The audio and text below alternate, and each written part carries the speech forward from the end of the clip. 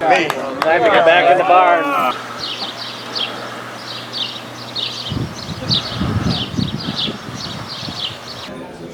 Okay, I'm anxious to introduce our first speaker of the day.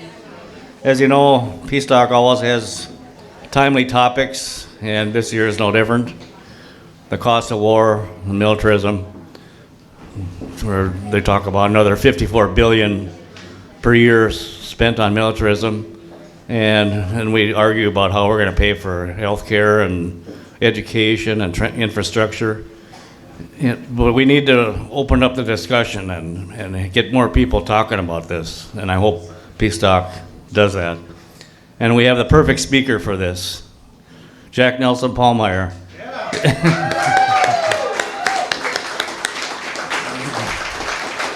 I've worked with Jack over the years. Remember, we all know when we ran for U.S. Senate, and matter of fact, we had him here in Red Wing for a speaking engagement for his campaign, and it was in Red Wing, Minnesota, where he announced officially his candidacy for U.S. Senate. Remember that night well. But he didn't win, but we sure tried hard, and we'll keep trying. But Jack, you know, is Associate Professor of Peace and Justice at St. Thomas University. He's a well-known author. He's written many books, some of which you have read, I hope. And he also worked on the Minnesota Arms Spending Alternative Project, which we helped work on that in Red Wing too, by getting the city councils and church councils and different organizations to sign up for this and try to get our politicians to try to work on reducing our military spending. We tried, but again, it just falls on deaf ears, and we just have to keep pounding away and try to get people, ordinary people, to start talking about this, because they have to know how it's affecting their whole life. There's things they have to do without because they can't afford, other things. So I want to welcome Jack Nelson-Pallmeyer to speak on the cost of war and militarism. Jack?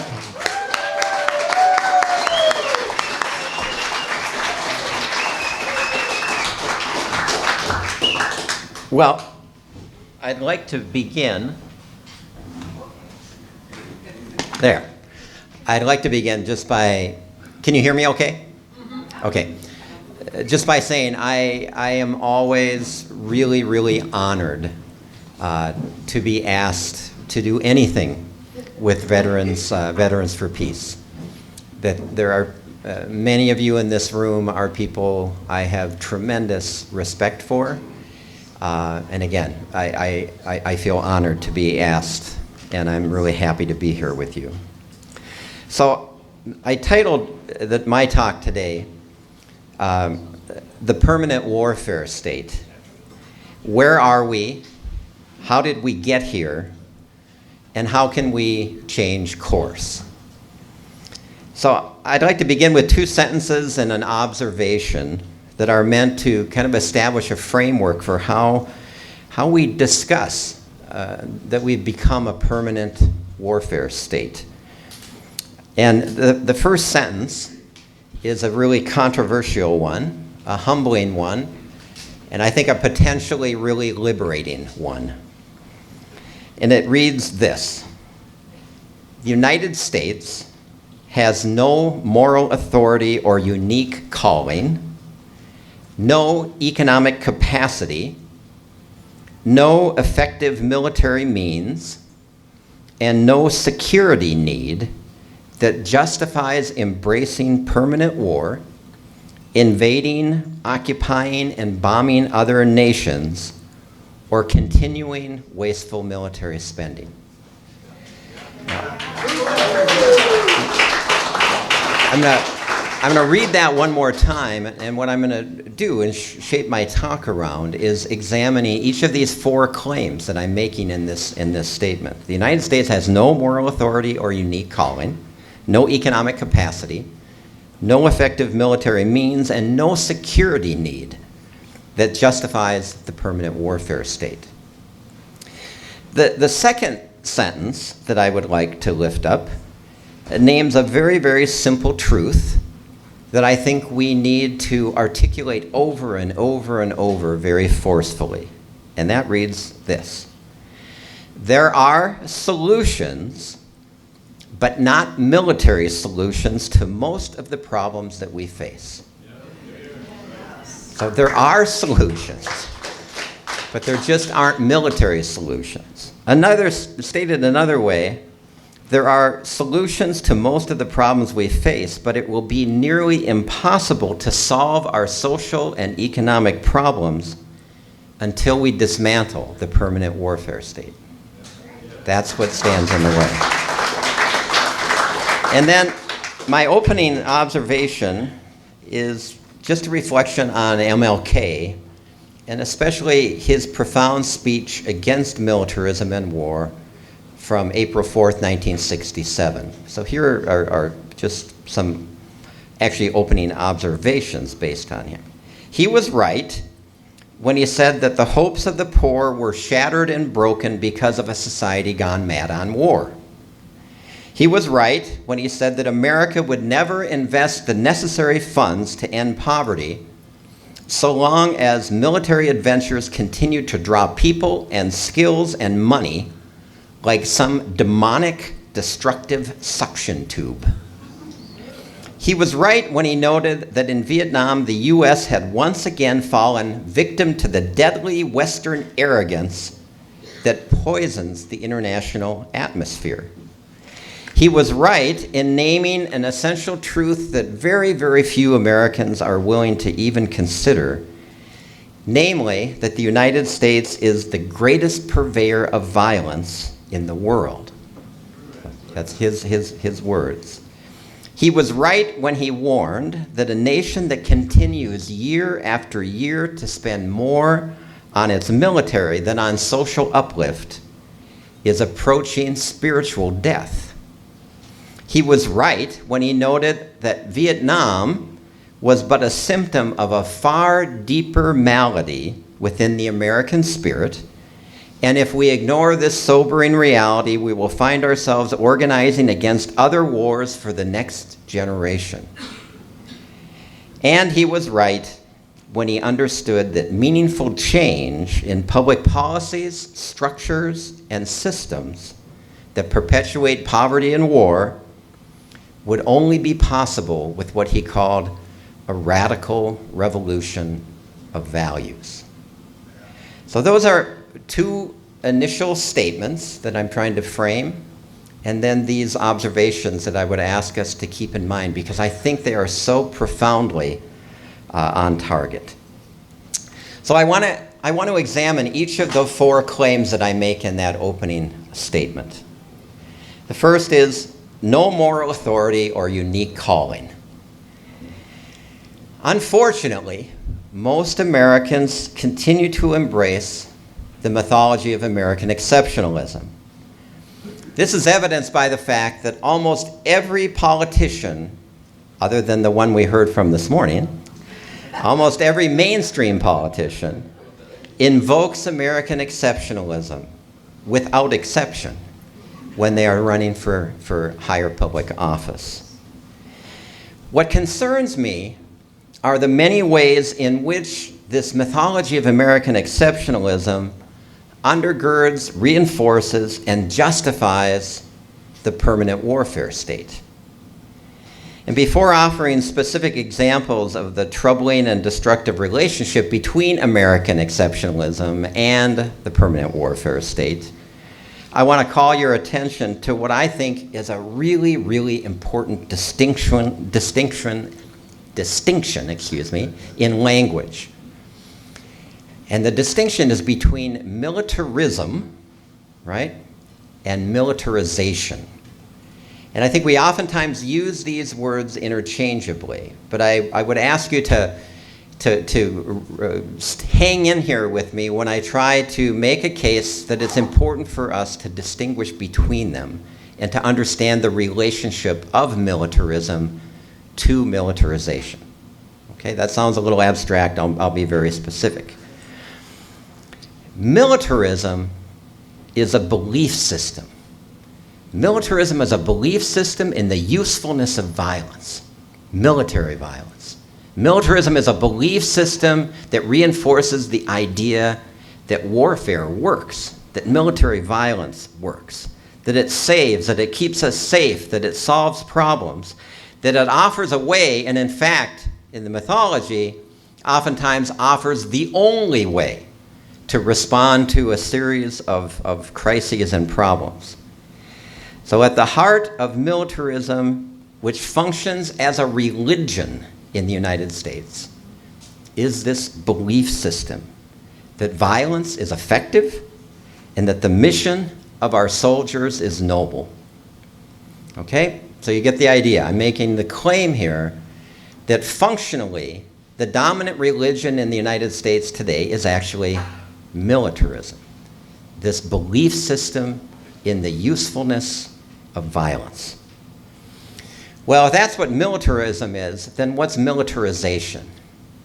Militarization is the process and means of putting that belief system into action.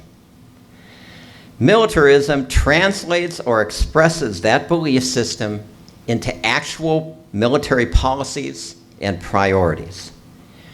We see militarization on multiple fronts as military values, military ideas, military priorities, and military policies crowd out all other options.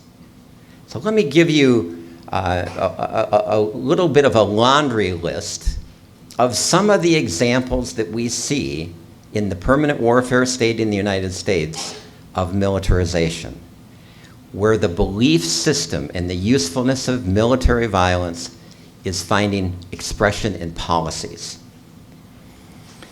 Well, we heard one already this morning. Bill, you were just talking about it, and some others. Budget priorities. Budget priorities that privilege military spending while we cut back on almost everything that matters. Another example, the continued production of outmoded weapon systems can be explained because of the depth of this belief system. Or we heard this also mentioned, agencies like Homeland Security and members of the supercharged military-industrial complex expand their power and influence within our society. We see it in the invasions and occupations and bombings of other nations. They become standard policy and practice. Terrorism, a tactic and criminal activity, is addressed how? As a war on terror. A war on drugs is chosen over treatment and prevention. Immigration solutions are limited to militarizing the border and building walls. All these are signs of militarization. There are others. Many U.S. police forces in the United States are taking on characteristics that use equipment similar to an occupying army. Humanitarian concerns are used to justify brutal military campaigns that usually involve other hidden motives and objectives. Other signs of militarization. The United States dominates both global military spending and becomes the leading world's arms merchant. Violent tactics, including invasion and occupation, drone warfare, CIA destabilization operations, special operations forces worldwide, are chosen while the structures that encourage diplomacy are underfunded and essentially minimized. And then lastly, and this is not an exhaustive list that I'm giving you, I would be remiss not to mention at least the domestic gun culture. I don't have the number, some of you probably do, but it's a rather frightening figure when you hear just how many weapons, including sophisticated assault weapons, are now common to our culture and society. Now in this room, we could come up with dozens of additional examples, But collectively, just from my meager list, I hope that you can see how militarism, this belief system in the efficacy and usefulness and nobility of military violence, paves the way for militarization. The implementation of military policies and solutions, in quotes, that emphasize overwhelmingly military power. Presto, the U.S. functionally becomes a permanent warfare state. And because of that culture, that belief system, that religion of military violence, almost nobody notices. Almost nobody would pay any attention, I know people in this room will, to the accusation that I am making that the United States is literally the most militarized country in the history of the world. It goes unnoticed. It's like the air that we breathe. So let me offer two examples of how American exceptionalism reinforces this permanent warfare state. The first is a quote from retired Lieutenant Colonel William J. Astor, who has become a strong voice challenging both militarism, the belief system, and militarization, the policies that flow from it. He writes, "We wage war because we think we're good at it, and because at a gut level we've come to believe that American wars can bring good to others. Hence our feel-good names for them, like Operations Enduring Freedom and Iraqi Freedom. Most Americans are not only convinced we have the best troops, the best training, and the most advanced weapons, but also the purest motives. Unlike the bad guys and the barbarians out there in the global marketplace of death, our warriors and warfighters are seen as gift givers and freedom bringers, not as death dealers and resource exploiters. Our illusions about the military we support," and he puts support in quotes, "serve as a catalyst for and an apology for the persistent war-making we condone." Pretty powerful critique. The second challenge comes from another career military, and I think it is really one of the reasons that Veterans for Peace is so important is because people who have experienced war are speaking out against war based on the lessons that you learned, in many cases through the wounds in your own bodies and psyches. Andrew Bacevich is also career military, and he's been doing some quite, I think, helpful, critical thinking about U.S. military policies and the U.S. role in the world. So here's quotes that I've kind of run together from Bacevich. He says that U.S. leaders live by what he calls an American credo that has become a de facto prerequisite for high office. He says the credo summons the United States and the United States alone to lead, save, liberate, and ultimately transform the world. This worldview, or credo, has guided U.S. policymakers for at least the past 60 years and has been expressed in the abiding conviction that the minimum essentials of international peace and order require the United States to maintain a global military presence, to configure its forces for global power projection, and to counter existing or anticipated threats by relying on a policy of foreign military interventionism. The minimum essential is not just a global military presence, but overwhelming military supremacy, which obliges the United States to maintain military capacities staggeringly in excess of those required for actual defense. Another pretty powerful and I think accurate critique coming from, in this case, Andrew Bacevich. Now, I'm guessing as you're listening to me, you're probably thinking, yeah, this mythology of American exceptionalism, that's a problem, but it really should be easy to debunk. And I'm guessing that it would be very easy to debunk. Everyone in this room could add a story that would debunk this mythology based on your experience and your understanding. Unfortunately, you are not the majority of the culture. But citing just a couple of things that I think would help us debunk. How many of you are Vietnam War vets?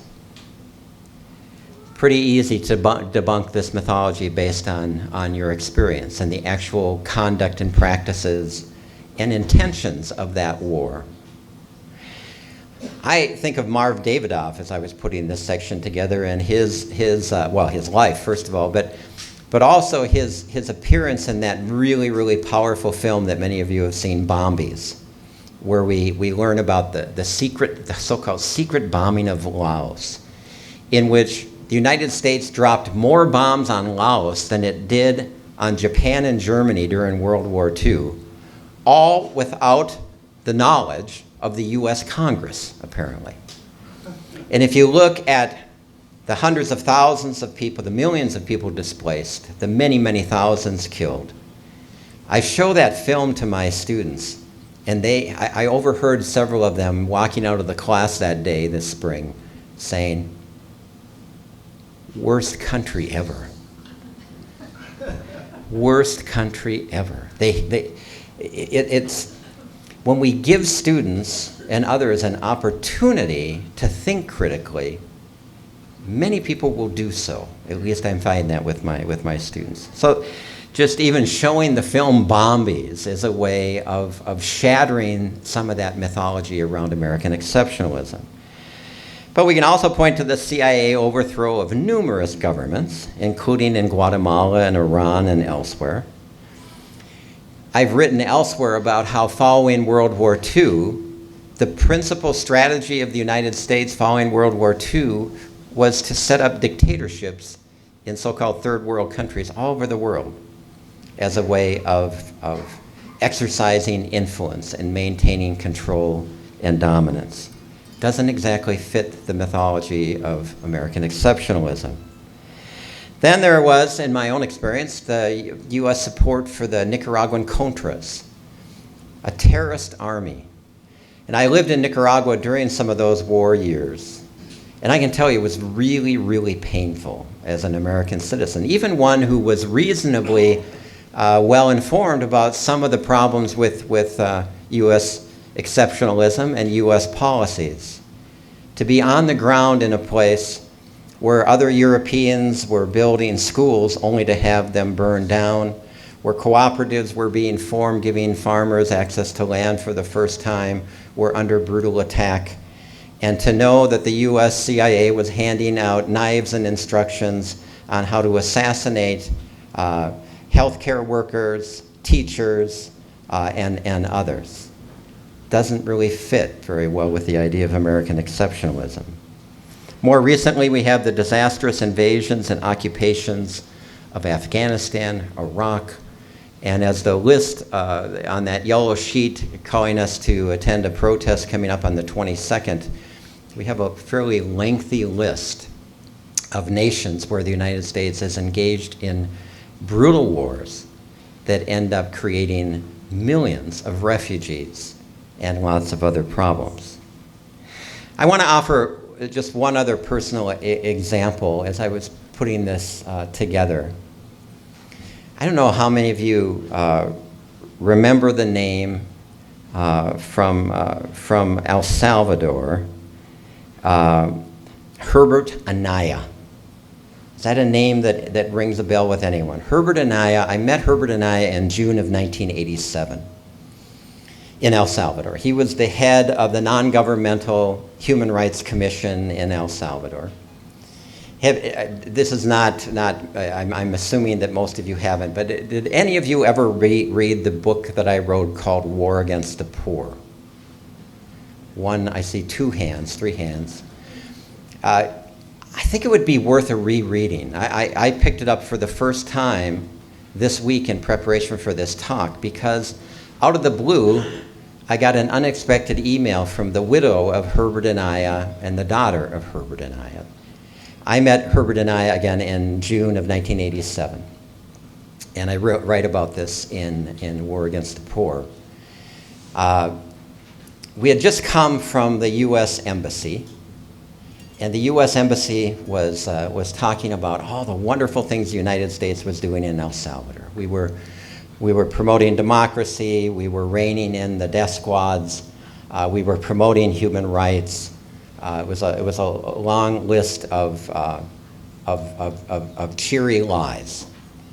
And then we went to the Independent Human Rights Commission, and Herbert Anaya spoke to our group. And he was the one who educated me most about low-intensity warfare strategy. And low-intensity warfare, which is what this book, War Against the Poor, is about, was a strategy of warfare that emerged from the United States after its failure to impose order and a system in Vietnam. And it essentially set out to how can the United States improve its intervention capacity in third world countries. And the answer that came back was low-intensity warfare. And the idea was to integrate into a comprehensive warfare strategy economic aspects of warfare, like relying on the IMF and others to impose structural adjustment programs, psychological aspects of warfare, specifically terrorizing the civilian population, other military aspects of warfare, but also diplomatic aspects of warfare, including, very importantly, the use of elections for undemocratic purposes. The use of elections in a place like El Salvador to cover up who was actually controlling the country. And Herbert Anaya, when I met with him, spoke with incredible power, defending human rights in this context in El Salvador. And he laid out with crystal clear clarity the strategy of the United States to manage terror in his country. That whenever the political moment required it, there was massive repression and thousands of bodies appearing in streets. And that period would be followed by lessened numbers of repression, and instead was followed by targeted killings of key leaders, just to keep the memory of repression alive enough to intimidate the people into silence. And he spoke eloquently about the use of the United States to carry out an election that covered up its own power to continue controlling events in El Salvador through the U.S. Embassy and the compliant governments that we put in place. And when I met with him in June 1987, I wrote in the margin of my notes, I am talking to a dead man. And I woke up in November of that year to a story on public radio, literally woke up, I had my alarm set to public radio, to the announcement that Herbert Anaya had been assassinated as he left his home and was taking two of his children to school. Now, the official, at the time, years ago, commission indicated that Anaya may have been killed by the armed opposition. But what I had just heard from the widow and the daughter is that in El Salvador, thankfully, they have undone the amnesty law, and they are reopening the investigation into who really killed Herbert Anaya. So I know that that's a lengthy personal story, but I tell it for a number of reasons. One, it was probably one of the most transformative moments in my life. These encounters with Herbert Anaya, what he saw about the nature of my country that I had to learn and learn through him, and also to recognize the power of that voice continues in some ways in El Salvador through the remembrance of Anaya, that Independent Truth Commission or Human Rights Commission. And it illustrates, I think, well, the failure of that mythology of American exceptionalism. All right. Despite examples like these, and many, many others that we could offer in this room, it's not easy to discredit the mythology of American exceptionalism that feeds the permanent warfare state. The fact that this is so is testimony to the powerful hold that the religion of militarism has on an overwhelming number of people in this country, including almost every Republican and Democratic politician. But I think there are some opportunities lurking in this state of affairs, or in this present moment. I'll come back to those.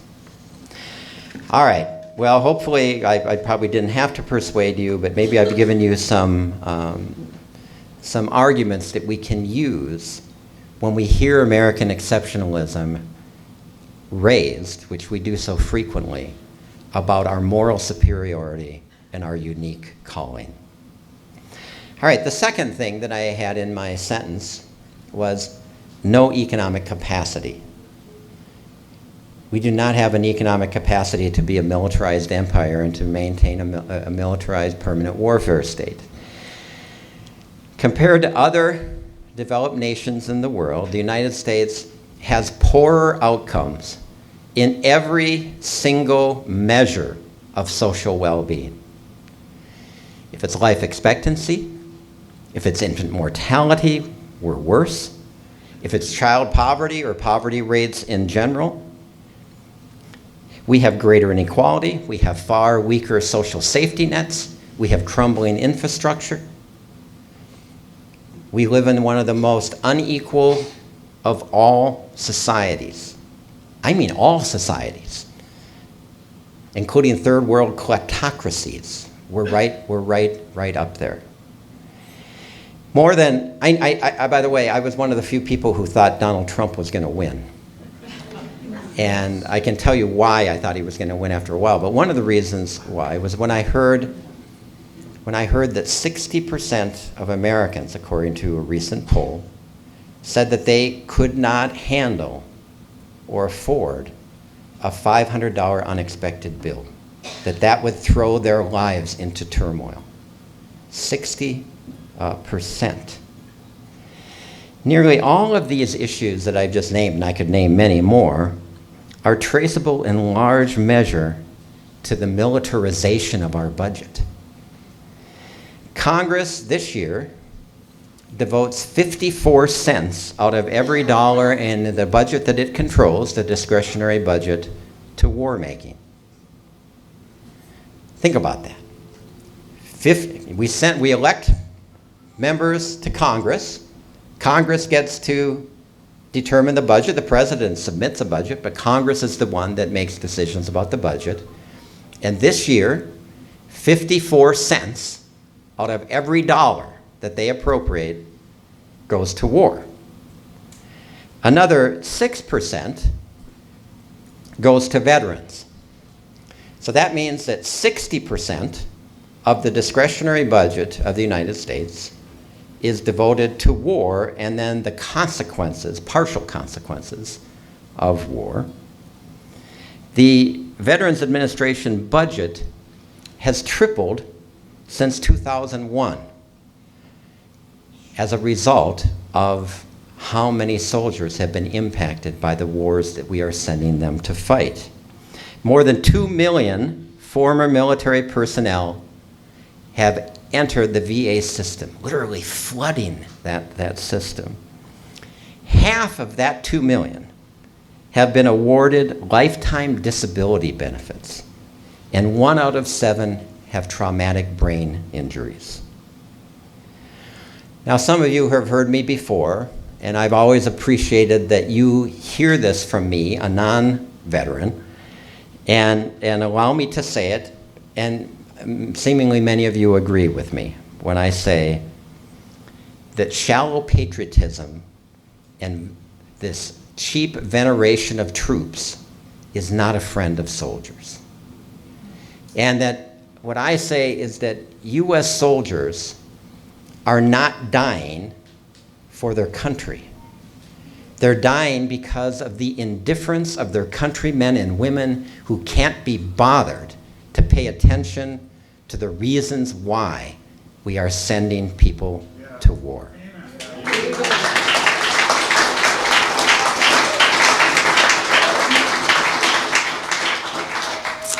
We've already heard mentioned again this militarization, that the Trump administration is asking for a $54 billion additional spending for the military budget. Now, just so you know, $54 billion is just a little less than the entire Russian military budget. The $54 billion increase is I think, $10 billion less than the entire military budget of Russia. The recent estimate that I've seen is that the cost, present and future costs of the wars that the United States has fought since 2003 is now about $5 trillion. The 100 top military contractors received $175 billion in contracts in 2015 from the Pentagon. Think about that. $175 billion in 2015 alone. Lockheed Martin alone received federal contracts worth more than the budgets of 22 of the 50 states. So think about that. Lockheed Martin, what it alone gets from the federal government is more than the entire state budgets of 22 of our states. Well, and of course, the most obvious consequences of militarization of the budget is increased poverty and a long list of unmet social needs. Less obvious, but I think now increasingly important for us to deal with, are the political consequences. I've recently read 2 books I want to call your attention to that I've read because I'm trying to find a way to understand what just happened. I'm trying to understand the mindset of people who elect people like Donald Trump, or the lunatic, what used to be the lunatic fringe of the Republican Party that is now the majority of the Republican Party. And these 2 books are actually really, really interesting and challenging. I want to just tell you a little bit about them. The first one is called The Politics of Resentment. It's written by a woman named Catherine Kramer, and that's about what happened in Wisconsin and the election of Scott Walker and the defeat of the effort to impeach Scott Walker and get rid of him. I'll say more about that in a second. And then the second one is a book called Strangers in Their Own Land by Arlie Russell Hochschild, who is a sociologist from Berkeley. And I'll talk about that one first. She decided, she was trying to figure out what was going on. Any of you have read the book, What's the Matter with Kansas? And it was basically a book about why do people in Kansas seemingly vote against their own economic interests. And so she wanted to find out what was going on more recently, and so she spent a lot of time in Louisiana, one of the poorest counties in Louisiana, that overwhelmingly elected Tea Party people, Republican governors, and did so electing people who were literally supportive of policies that were poisoning and killing them and their children. This county turns out to be one of the most solidly Republican, also one of the most cancer-ridden and friendly to chemical industries and the oil industry. And she interviews these people, lives with them, talks to them for a long time, and essentially here's the analysis or the explanation of why they vote the way they vote. Two analogies. One is they say they see the American dream as a line, and it's a line that leads to success and really good things, and they associate the federal government and to a certain degree, if they elect Democrats, the state government, but especially the federal government, all the federal government does is it helps people butt in line. It helps undeserving poor people butt in line. It helps immigrants butt in line.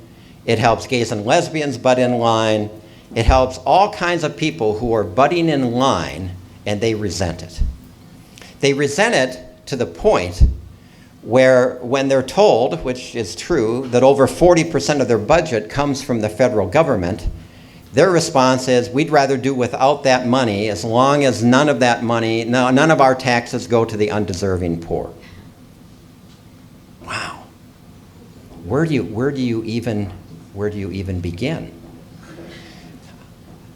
So that resentment, and the other thing that they really resent, and this is so interesting to me, coming out of a Christian tradition and evolving, these are all Christians, and the other thing they resent deeply is that Northerners and liberals and others are telling them they should care about poor people, they should care about immigrants, they should care about gay and lesbian people, and they just get ticked off. It's a mindset that's hard to understand. I'm going to come back to where I see an opportunity in the midst of this. Okay, the other book I'll just mention very briefly again is the one set in Wisconsin.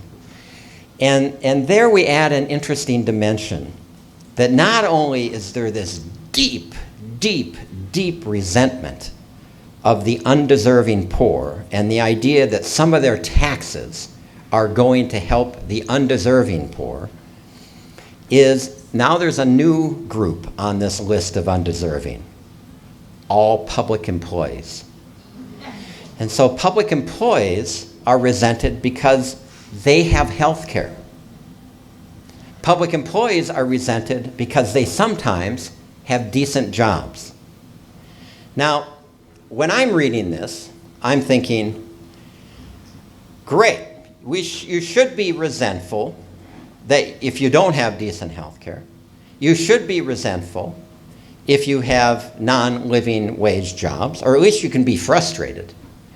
But if you really want to be resentful, then target the corporations that are poisoning you, in the case of Louisiana, and target the policies that are undermining decent wages, and decide, wait a minute, maybe instead of resenting to the point of trying to undermine public unions that have health care, why don't we go down the road of, hey, maybe we all could have decent health care? But that idea seems to never, ever even enter as a possibility, as a thought process. So I think, again, I'm going to come back to this in a second, that the problems that we face living in the permanent warfare state are aggravated, obviously, by the fact that we live in an unequal country where politics is largely dominated by economic elites. Those two things are coming together. But at the heart of the crisis, it seems to me, is what King talked about when he talked about we're going to have a radical revolution of values. I'll come back to that in just a minute. Okay, my third claim in my opening sentence is a direct challenge to militarism itself. In other words, a direct challenge to this belief system in the usefulness and effectiveness of military power. So I say, the United States has no effective military means by which to successfully invade, occupy, or bomb other peoples and nations. So there are two fundamental implications of this claim that I'm making. And again, well, I'll get to it. I don't want to get ahead of myself. So, okay, the first implication.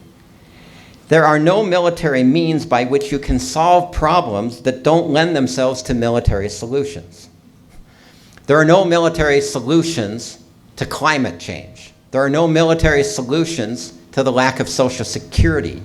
There are no military solutions to our crappy healthcare system. There are no military solutions to terrorism. There are no military solutions to many, many, many problems. But because of this belief system, and because that belief system gets put into actual policy practice, we function as though military stepping in is somehow going to make things better. So here's another claim I would make, again, a very unpopular one in most circles, that every military engagement of the United States since the end of World War II, when judged through the lens of both immediate and longer-term consequences, has been an objective failure and a disaster. I object, including the war on drugs. So objectively, there's just no way, I think, to make an honest case that militarization is working. The problem is that because militarism is a religious belief system in the usefulness of military violence, failures don't prompt a reassessment of that faith. What they prompt instead is a tweaking of the policies of militarization. What is needed, according to this, is the development of a new military course of action. James Carroll has a wonderful quote in which he notes that the problem with this is that military preparation always leads to its eventual use. So here's the quote. He says, "Ironically, nothing undermines American security like the cuts in public spending, infrastructure, schools, libraries, made necessary by exploding budgets for outmoded weapons." He says, "It's not just guns over mere butter now, but over bread and books and bridges. This monetary calculus leaves aside the most corrupting dynamic of the war economy. How the nation is driven into unnecessary wars simply by the unleashed momentum of hyper-war preparedness." He says, "Overinvestment in arms leads to their use, period." That's a really, really important point.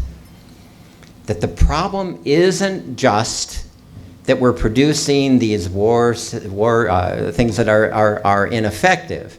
The very production and preparation for war, and I think this is where David Swanson has actually provided a wonderful service in showing how when you defend the just war theory itself, you in fact are paving the way for future wars. And that's Carroll's claim here. When you prepare for war, you will have wars.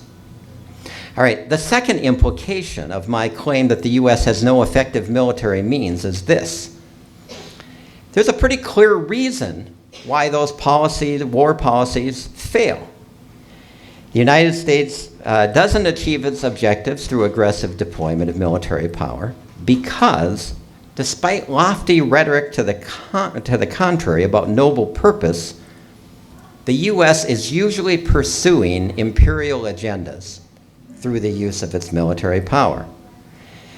This always results in deepening resentments, escalating conflicts, a deeper spiral of violence, and oftentimes what Chalmers Johnson referred to as blowback. All right, this leads to my fourth claim in my initial sentence, namely that the United States has no authentic security need that justifies embracing permanent war, invading, occupying, bombing other nations, or continuing wasteful military spending. Now, a key to understanding the allure of militarism, that faith system in violence, we need to pay attention to the view that militarization, the enactment of military policies and military intervention, is somehow the key to keeping us safe. That we do this, we militarize our foreign policy. We have this process of militarization because the understanding is that's what keeps us safe. It's necessary for our national security and necessary for our own safety. I thought it was interesting. This week I came across an article. I'm always interested when mainstream people start sounding like me. Because it doesn't happen that often, but when it does on these topics, it really makes me hopeful. And so the most recent example of that is an article by Jeffrey Sachs, the mainstream economist. And he wrote an article recently in which he starts out by saying the United States is an empire. Wow, I've used that word and got spit at, you know. He says, and he defines an empire as a state that uses force to impose the rulers on another country. Then he notes that terrorism is a frequent consequence of imperial wars and imperial rule, which the United States is engaged in. Now, he says, my point is not to condone terrorism, but rather to condemn imperial rule. Now, I'm going to forgive him for not discussing the role of U.S.-sponsored terrorism from above, what Johan Galtung, the peace researcher, calls, he says, you know, there's terrorism from below that we always focus on as the tactic. But he says the vast majority of terrorism in the world is carried out by the United States and other countries that have airplanes. Okay, Sachs doesn't go there, but I'll give him a pass. All right. He does say that real solutions lie in diplomacy and political justice, not in imperial rule. This is the direct quote, not in imperial rule, repression, and terror. Then he writes, it's time to end U.S. military engagements in the Middle East. He says drones, special operations, CIA arms supplies, military advisors, aerial bombings, the whole 9 yards. Over and done with, he says. He says that the new domino theory is that if the United States were to stop fighting ISIS, Islamic terrorists would soon be at our doorstep. He says the truth is almost the opposite. Regional powers could easily drive ISIS out of existence if they chose to do so. The U.S. military presence is actually ISIS's main recruiting tool. Young people stream into Syria and Iraq to fight the imperial enemy. These are all his words. At present, now I'm going to my own words, at present we have an equation that goes something like this. Militarism, a belief system in the effectiveness of military violence that is shored up by myths of American exceptionalism, leads to militarization. And militarization is that implementation of aggressive warfare strategies and military violence in pursuit, at least in the public mind, of noble objectives, including national security. And that leads to perpetual failure, and it leads to the permanent warfare state. Now, what we need to change is the ending of what I just read. What it should lead to is a fundamental reassessment of both the belief system in the usefulness of violence and to the militarization of policy. All the failures that we see could and should lead to a reassessment. It's a frightening testimony to militarism's enduring power that despite decades of failed invasions, occupations, deployments of special operations forces in more than 150 nations as we sit here today, the advent of drone warfare, inflated military budgets, the creation of chaos in Afghanistan and Syria, Libya, Iraq, Yemen, Somalia, and elsewhere, and in the midst of growing inequality and dysfunction at home, the military remains the most respected institution in the United States. That is a frightening testimony to what I'm suggesting today, which is that militarism is this religion, this belief system that has grabbed hold of the hearts and minds and souls of many people in the country. And I think this was also pointed out in one of the people who came up and spoke this morning. But it'd be hard to imagine a more polarized nation, would you agree, in which Republicans and Democrats, they can't look at each other, let alone have a conversation, with one exception. Militarism and militarization. They're still united. You know, at this time of dysfunction, 70% of Americans agreed with the U.S. bombing of the air base in Syria that had absolutely no military utility, but did succeed in the matter of minutes to wipe out the equivalent of the entire annual budget of the U.S. Institute for Peace, or half the annual budget of the National Endowment for the Arts, both slated for elimination, while Trump supports a $54 billion increase in the military budget. So this is where we are, and this is how we got there, I think. The question now is, how do we change? And that leads me back to King's insight about the need for a deeper revolution, a revolution of values. Stated simply, we're not going to get to better policies within the present value system held by many, many Americans. Personal story again. I was living in Nicaragua in the 1980s, and one of the people that I really appreciated his work was Fernando Cardenal. Fernando Cardenal was a Catholic priest. He was in charge of the literacy crusade in Nicaragua that reduced illiteracy from 58% to, I believe it was 12%.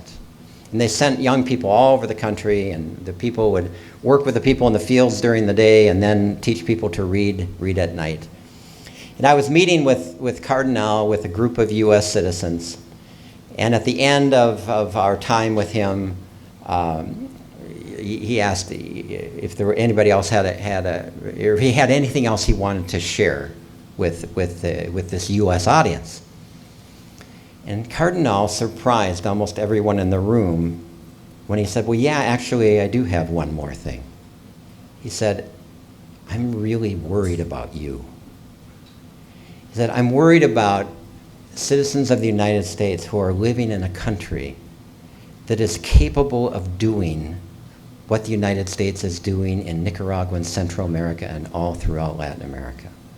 About a country that will train and support terrorists in the name of freedom and democracy." And he went on and on and on. His point was that he saw and he said this, he said, "A country that is capable of doing this to us will inevitably turn on its own people." I'll never forget that moment. So I've got to tell you, I'm really worried too. I'm not so much worried that there aren't, again, that we don't have solutions to our problems. You may remember when I ran for public office, I said things like this, and I still mean them. It would be so simple to solve any problems we have with Social Security. All you have to do is raise the income subjected to the Social Security tax and make that more equitable. It'd be very easy to solve our healthcare crisis. Every other industrial country in the world does it differently. You take profit out of the healthcare system. There are multiple ways that we can do that. I could go on. Now, climate change is a more difficult challenge. We don't know how close we are to thresholds that may be difficult to turn back. But I would say even that, there are practical, hopeful steps, partially that we're on our way. The world is beginning to catch up to this challenge a little bit. But once again, I'm worried more because of the values. When I read those books that I told you about what happened in Wisconsin and what happened among these people in Louisiana, what left me shaking my head, and when I think about many of the things that I've presented to you, the thing that just gnaws at me is I hate who we've become, or who we're becoming as a people.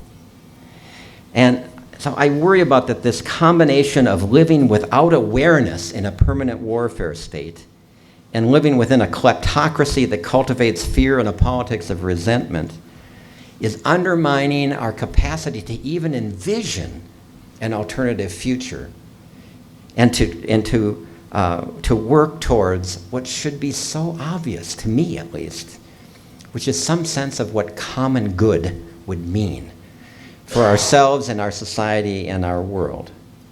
Now, having said that, I somehow still believe that there are real opportunities in this present moment that we need to seize on. I think what I learned from reading those books and in some conversations with some conservatives that I don't claim to understand is that that real sense of economic security and vulnerability is real. It's real and it's deep. And many of us in this room who come out of a progressive tradition, we do understand that, right? We've been talking about the 1%. We've been talking about, what happens when your political system is dominated by corporate power and corporate interests. We know how dysfunctional it is to have such an unequal society. I think what we need to do, or need to understand, is that we have, underestimated the political dysfunction that is coming out of people who feel that sense of abandonment and that sense of vulnerability and that sense of victimization in an economy that has left them behind. So that's an opportunity. A second related opportunity is, I think, the failure of the permanent warfare state to deliver peace or security really does open up possibilities for a fundamental reassessment of who we are. What drives U.S. foreign policy? What are the consequences? What are the costs? Many of the things that we've been talking about. If one could make the argument that all of this spending and all these wars that we've been fighting have had clear, positive outcomes, it would be a little harder to make the cases that we're making. But there is virtually no evidence for that, which means that we do have opportunities to talk to people in ways that open up space for a deeper reassessment. Also, the economic, social, and political costs and consequences of endless war. When I wrote the book Authentic Hope a number of years ago, I referred to, I did one chapter I did on the incredible costs of militarization to our society and unmet need. I did another chapter in which I said, this is an incredible opportunity. I want people to think about if we were to redirect resources away from unnecessary wars and war spending, it would be like winning the lottery every day for the rest of our lives. I mean, we're talking about just astronomical numbers. And with those astronomical and wonderful possibilities for reshaping the social order. And then I think, I mentioned this, endless war also calls into question Christian support in any way for war, including, I think we should take some hope in the fact that we see evidence coming out of the Vatican that they are getting ready to ditch just war in favor of promoting active nonviolence. Steps have already been taken in that direction.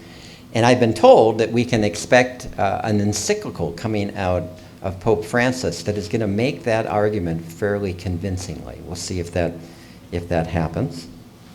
Another implication is, what's the big issue right now before us in the country? Truth. Healthcare, right? Well, this is another one where when I try to listen to people I can't understand, I at least can understand the anxiety that they feel about healthcare. Healthcare should be the one basic foundation of a decent society. Universal healthcare. And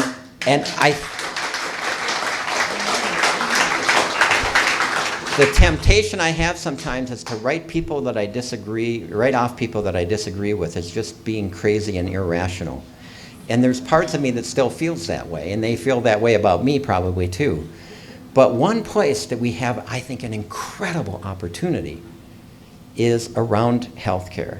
And that opportunity, unfortunately, is only going to grow in the context of what's likely to emerge out of Washington, which will in no way be a solution to the problems that people thought they were going to get when they elected our something or other in chief.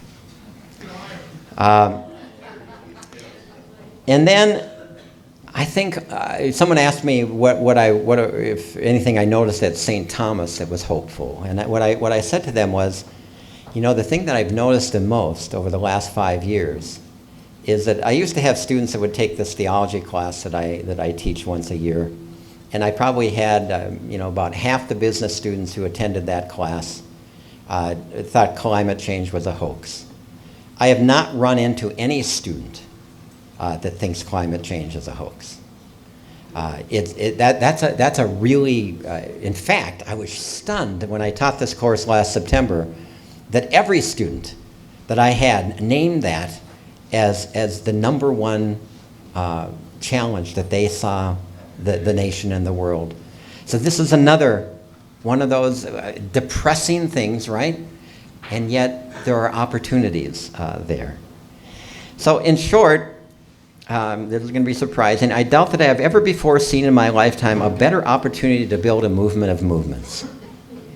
I think we really are on the cusp of the dysfunction becoming so clear that we need to be willing and able to fill in that space with a vision of a decent society, with a vision of common good, and with a vision of what kind of country we want to be, including what kind of foreign policy we want to have, that ties together the numerous really independent movements that are out there that need to be finding ways of supporting each other and working together. And we need leaders that can articulate. Yeah. So let me close by just citing, coming back to that value thing that I'm so concerned about.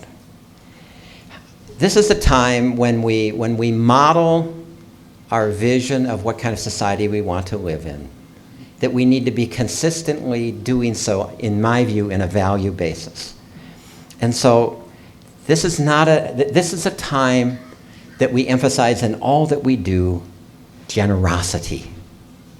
Generosity instead of scarcity and selfishness. Common good, not war between so-called deserving and the undeserving poor. The most damaging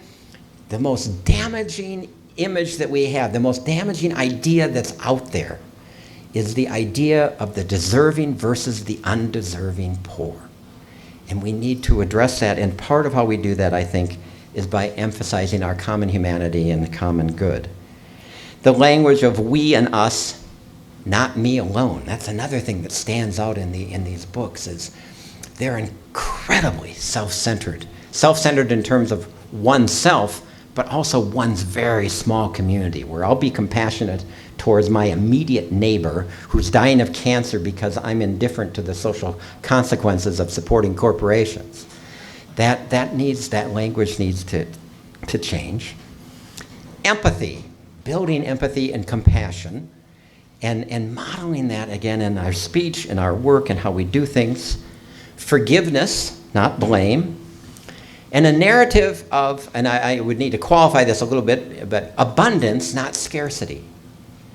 Now, abundance does not mean the unlimited destruction of the planet to meet our consumer needs, but abundance means we have the capacity and the capabilities to improve quality of life while dramatically lessening our ecological footprints and by building societies of greater justice.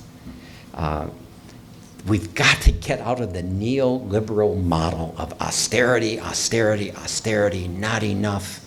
And we need to hold every single politician in this country to a standard that says, don't talk to me about fiscal conservatism while you're escalating military budgets. That is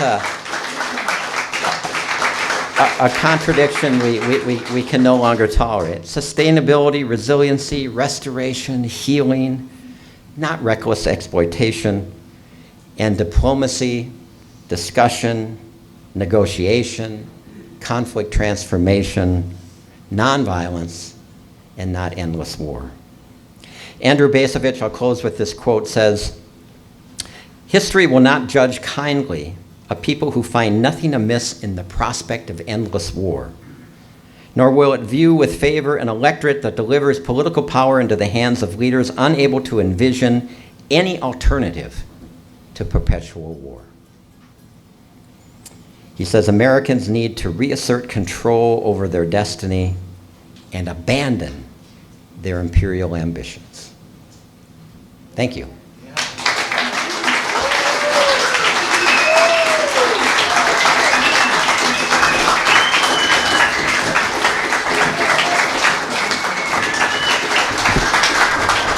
That's terrific. Thank you, Jack.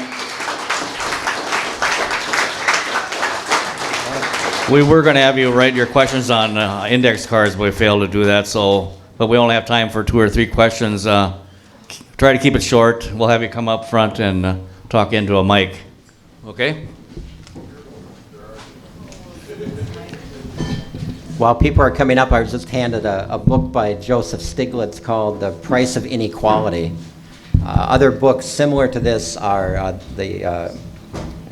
addressing the consequences. I haven't read it, but Green Party is a book club.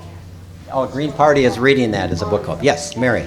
I love everything that you said. I can't disagree with anything, but the burning question is, how do we make this happen? How do we change the conversation, the values? It's happening slowly, but practical suggestions, please. I think part of what we do is in every arena of our lives, we need to be embodying and using the language and some of the values that I've been talking about. Second, we need to reach out and be part of conversations with people beyond our inner circles. And I think that there are lots of opportunities to do that around healthcare in particular and other things. Trying to find those seeds of common ground. Third, I think to continue persistently to do what Veterans for Peace and other groups do is to be an ongoing presence, especially as veterans, that are lifting up some of the questions that I talked about, that I've learned from many of you today, just about the costs and consequences of the present policies. A fourth suggestion would be that we try as much as we can, and I really respect Veterans for Peace for this, and Peacestock in particular for this, that we need to always be making connection with other movements. And that doesn't mean wanting other movements to abandon what they're doing in favor of an agenda, an anti-war agenda. But what it does mean is that we can bring this need for abandoning the permanent warfare state into the conversation about how that, in fact, would enhance the work that many organizations are working on. So to just think creatively about a movement of movements. How do we connect and intersect with other groups? How do we listen? How do we participate? But how do we bring in this conversation to those efforts? Your talk brings to mind Sinclair Lewis, and he wrote a book in 1935 based on what was happening with the fascist movements in the world.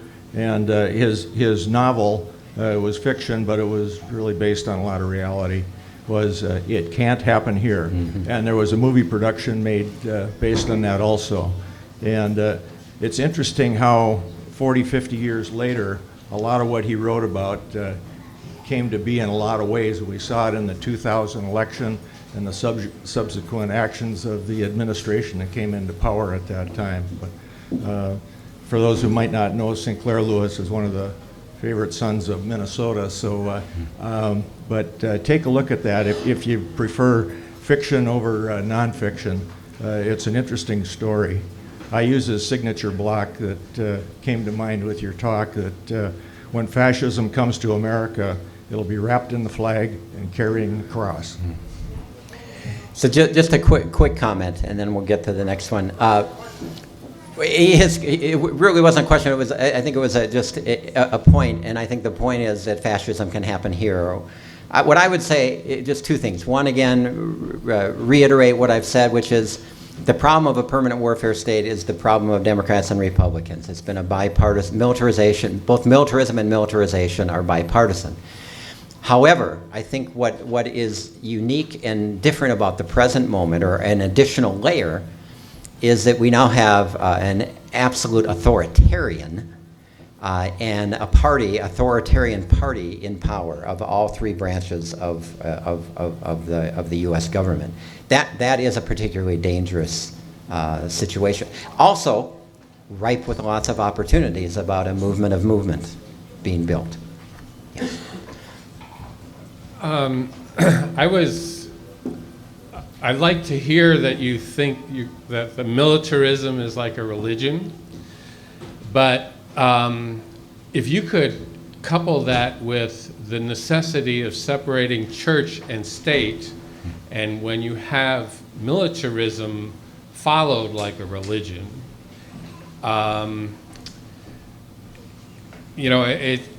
there's a chance to make things a little simpler, and complexity is the biggest problem with our society, that our society is overburdened with complexity, so people cannot see the forest for the trees.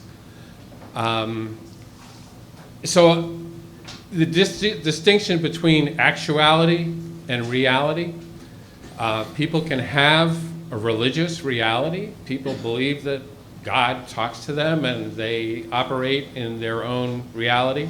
Like, I can be in my own reality, but I can't be in yours, kind of thing. But actuality is that thing that we all have to share, and that military and government and community is in actuality. But very few people can separate, just like they can't separate church and state, they can't separate actuality and reality. Do you understand how these basic fundamental frames that we put on our discourse are complex and confusing? That'd probably be a much longer conversation, because I would have to flesh out more exactly what you mean, and I don't want to discredit what you're saying, but I would need to fully understand it. But I would say that I think we're talking about two separate but in some ways related problems. I do think that there is a problem in this country right now of the role that religious people and organizations are playing in creating an authoritarian structure and reinforcing the permanent warfare state. But I think there is another layer, and I agree if you are suggesting that this is a really difficult topic to have if we want to try to build coalitions with people. But I think for me, in this kind of a setting, I want us to think about the ways that militarism is in fact functioning as a religion. Because I think unless we're aware of that and try to keep that in our consciousness as we're addressing problems, we're going to avoid that deeper transformation that I think is called for. Well, this isn't really a question because your talk answered most of the questions I really have. But what I want to affirm is kind of enlightening me is that idea of the poor people butting in line. I think that's a great analogy. And I was thinking of some of the women that I've worked with that the welfare moms are accused of going and buying a steak. Mm-hmm. Imagine, they bought a steak. Instead of saying, we should all be able to go and buy a steak if we want to eat some, if you're that kind of person. Yeah. But that was a very good enlightening for me, and it kind of changed things around. We need to butt in line every chance we get. Well, it helped me understand a little bit about what is driving this dysfunctional politics, and it is a deep-seated resentment. And now we're all aware, I think, of how that deep-seated resentment is cultivated intentionally, and fear plays the same kind of role. But we need to be countering that in favor of a vision of common interest and common good. Yes, Paul. When I first started studying political campaign strategies, one of the earliest things I realized is how much separation there is between our population and our politics. How virtually impossible it is to engage people outside of our established political parties, which is where all of our activism occurs, right? Generally, it's with nonprofits who believe that they're not allowed to engage in politics. promoted that message. So in terms of coalition, I mean, that's primarily what we do, is organize with leadership of various coalitions to try and build a political power base. Do you have any suggestions towards that end? Do you understand my question? First, just a couple comments. One is, if people haven't seen it, I would encourage you to take a look at a book called by the Englers. I think it's Paul and Scott, maybe Engler, called "This is an Uprising." How many people have heard of this book? Okay, well, this is a book now that is tried to examine successful nonviolent movements throughout history, including recent ones, and essentially laying out theory, strategy, tactics about why, when they work and why. And essentially, what they end up arguing is that we need two components. One component is we need lots bigger mobilizations and street protests and just frustration, building in uprisings of people that force people on the inside to listen, because they don't want to listen, and they're usually not going to listen. But that in itself has to be strategic. It's not enough to be loud. We have to be strategic. And so they also argue that we need institutions to basically institutionalize some of the demands and be able to have almost what I envisioned when I ran for public office was an inside-outside strategy. I wanted to be a movement senator, right, where I would be on the inside encouraging groups. And I think we need a lot more of those partnerships. Unfortunately, we have very few opportunities. There are opportunities with someone like Keith Ellison, for example, for that. Now, in terms of how do we penetrate that arena, at present, I'm not sure, because third-party candidates tend to fail in terms of actually getting elected. The two parties still have a kind of dominant lock. And so I almost think that we're still at the stage of much more of the grassroots organizing around specific issues like healthcare, for example, in which we both have a capacity to disrupt, mobilize, and put enough pressure on existing political structures that they simply have to listen. Now, that's not a discouragement for So you think I'm still one of the pioneers? Absolutely, yeah. I mean, I think we're attempting something that's important, but even when I was running, I would always say, I'm not, if you are foolish enough to elect me, I'm not going to fix things. We're going to build, this is going to be a partnership. And I think that's what politicians need to be offering, is a sense not of saviors, but a sense of, but we want politics to be in the arena of movement building. Totally agree with that. Hi. And aside before my question, related to your comments in reference to your points with regard to a religion. And the militarism as a religion is, there's a article in The Guardian today that states that the Vatican is putting out a letter that is taking to task not just capitalism, but is branding the current political structure in charge of the country right now as having an ideology that is absolutely no different than ISIS. And that's going to raise some marvelous tweets, but it also is getting at what you're saying, yeah. Right? That there's an unholy alliance going on between militarism and religion. Fundamentalist religions. Anyway, my question, comment to elicit comments from you is, the left oftentimes tends to be rather disorganized, and to me it seems, among other things that we might have learned over time, is framing, among other things. But framing and the pertinent questions and areas to focus on and how to get it out there more is something that the right has done so well over time, and that is the idea of think tanks. And the left needs some think tanks. You should be one of those people in a think tank right here in Minnesota for the left.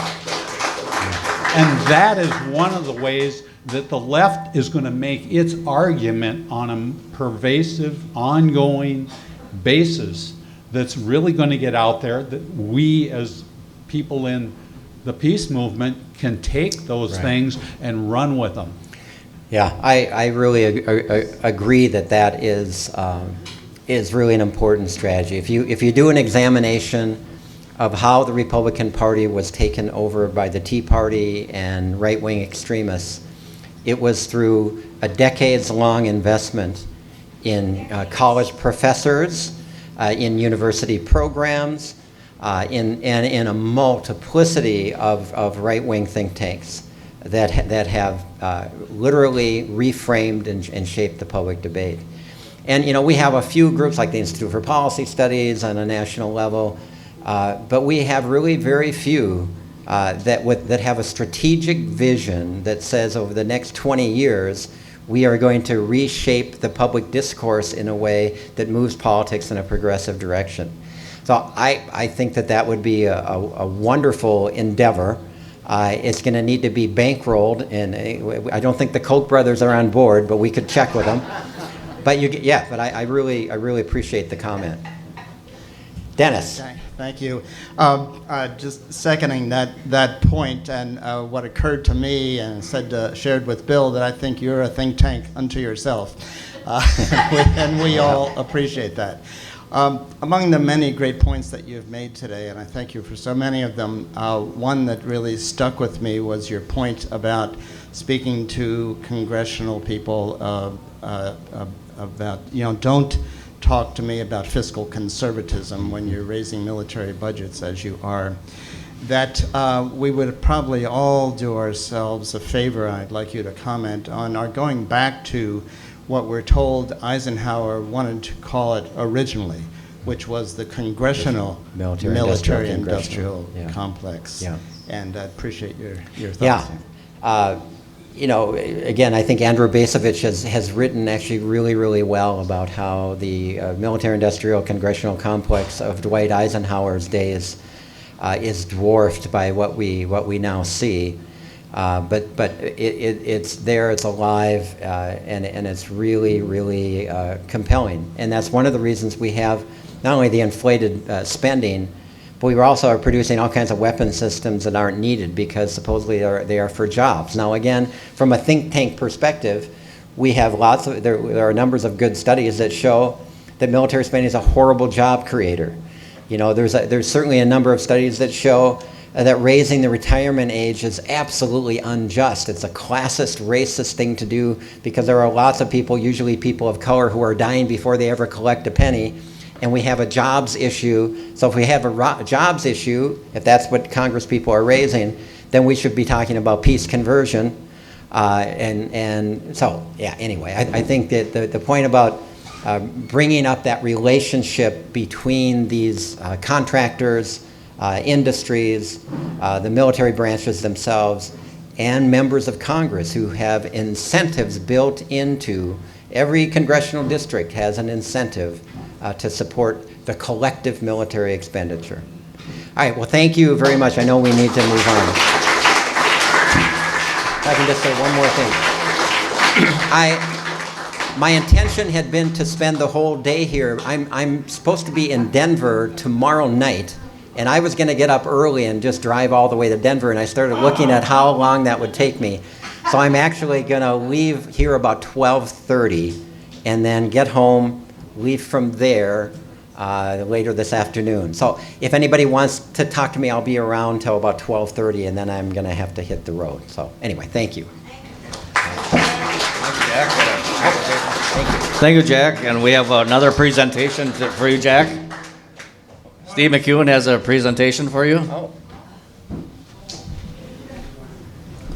Well, since you have to leave, Jack, early, we're going to present you this. It's something that just wasn't once upon a time in a fairy tale.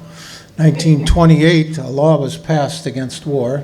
It's the reason we're having our convention on Kellogg Boulevard next year because it'll be the 90th anniversary of the Kellogg-Briand Pact. And Frank Kellogg, of course, was the only person ever to receive the Nobel Peace Prize from Minnesota. And we would like you to have this. It renounces war and other things on here as an instrument of national policy, just like our statement of purpose, and we'd like you to put it wherever you deem, wherever you think it's necessary. And there you go. Thank you. Thank you.